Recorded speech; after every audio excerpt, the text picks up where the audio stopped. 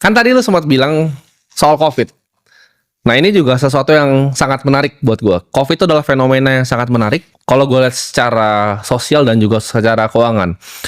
Nah bagaimana tanggapan lu terhadap statement gue ini ya?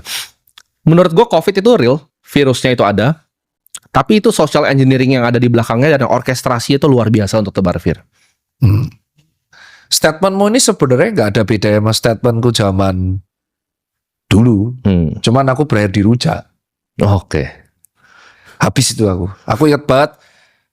COVID-nya itu ada jelas. Ya. Pandeminya itu ada, itu jelas.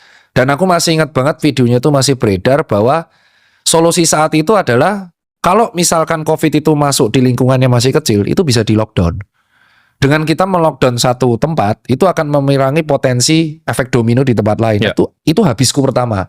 Karena aku dituduh sok tahu saat itu. Nggak, kita akuin lah. Kalau misal kita masuk nih satu daerah ini kita lockdown, dia nggak akan nyebar kan. Ya. That's it. Tapi faktanya kan nggak. Itu aku habis tuh pertama di rujak tuh. Yang kedua adalah ketika aku mengatakan bahwa reaksi kita itu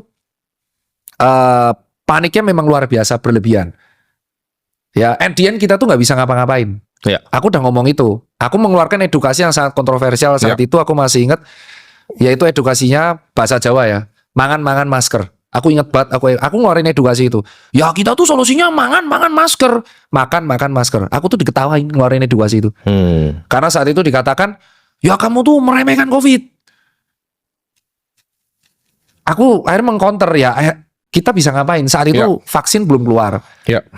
Terus kita di dalam rumah nggak ngapa-ngapain, ya kita akan mati coy kelaparan. Ya. Akhirnya aku mengatakan ya kita hanya bisa menjaga daya tubuh kalau nggak olahraga, ya makan makanannya bergizi. Itu yang pertama dirujak karena lockdown, yang kedua dirujak sejawat.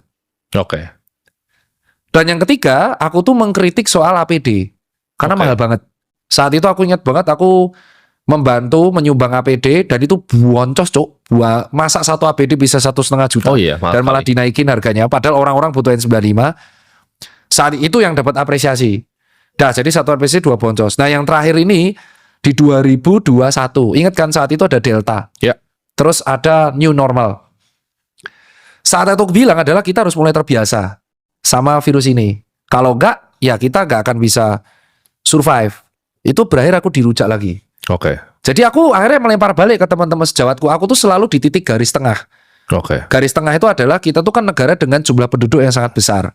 Dan kita itu kan mobilitasnya tinggi. Jadi kita tidak bisa itu saat itu kalau kita pure social distancing.